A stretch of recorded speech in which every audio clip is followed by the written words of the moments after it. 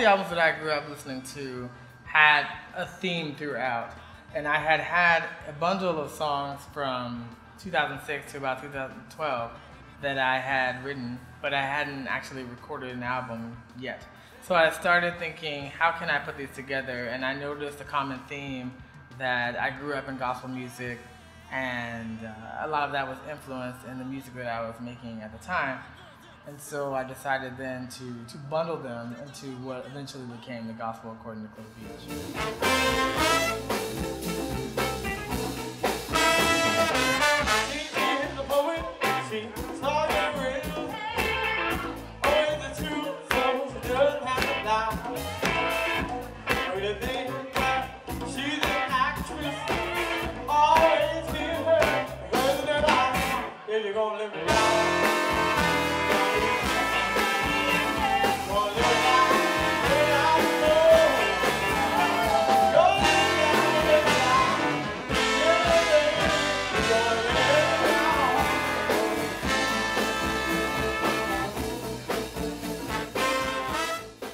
Harvelle's is great. It's steeped in history. That club in Santa Monica has been there since 1931. I thought it was a really good night. The guys sounded great and looked great, and you know, we had our red and black on, so it was a very, very, very solid night of music.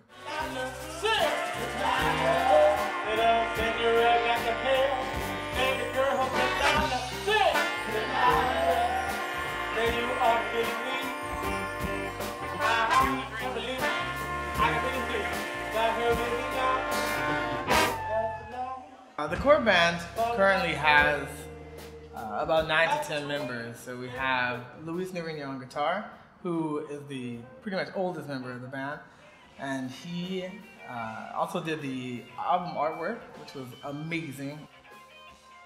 We did a stained glass window for the front, and table like a 10 Commandments on the back and different things. So that was cool. He plays guitar on it. We had Tim Hall, who recorded on the album, he played guitar on it as well, and he recorded all the basic tracks pretty much for it. We went to back east in Baltimore to record the bass and the drums with a drummer who I had never met before the recording session named Spida, who's an amazing gospel drummer, tons of ghost notes and really cool things. And then Sean Bill Rosano, who's been a long-term friend, who moved to the East Coast, but he just has an amazing bass presence. Studied at Lama in Pasadena, but he's just great and good to be around. And I think the heart of the album was built having the bass and drums recorded together. So previous albums were always kind of segmented. It was the first time we were able to, at least for the rhythm section, have bass and drums locked together and play at the same time, which I think immensely made this album better than my previous two. Then we had horn section, so we had 5-piece horn section, trumpet, trombone, 3 saxes. That would be Ruben Salinas on bass sax.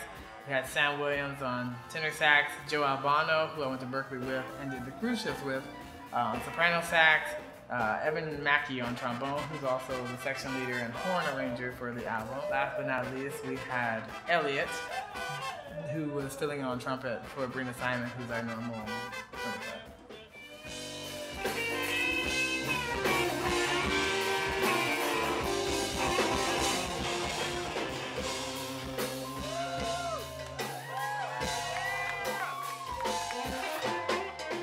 Joy, I wrote in 2006.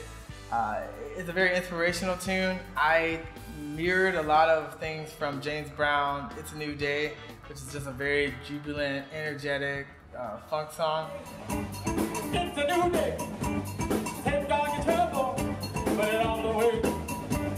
Now here's the deal. No matter how you feel, you can do that joke. Do you watch the word? Here we go. I feel no working down in the soul. You can hear me. Take it all I can do. Now I know. Now I know. You don't need a pill. Tell you how to feel. Don't need a shrink. Tell you how to live. Now here's the deal. No matter how you feel, can't do that dirt. Walk to work. Here we go. Feel working down in the soul. You hear me? As I was researching different artwork and things, trying to build the concept of the gospel according to Cliff Beach, I ran across the Headhunters' God Made Me Funky. By the time I had recorded it, it was about 40 years old by then, originally coming out in 1975. We started recording it in 2015. But the song had a lot of energy. The original had the Pointer Sisters singing backgrounds on it. It was produced by Herbie Hancock, who I'm a huge fan of.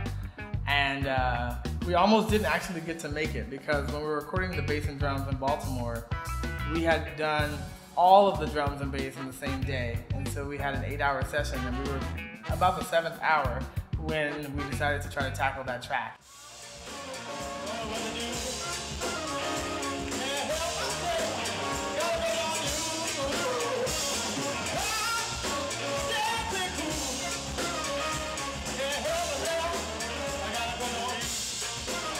Well, we're definitely going to continue our relationship with Harvelle. We have a great relationship with the owner, and we love the sound and the people that come there. So we'll definitely have a few more dates this year at Harvelle.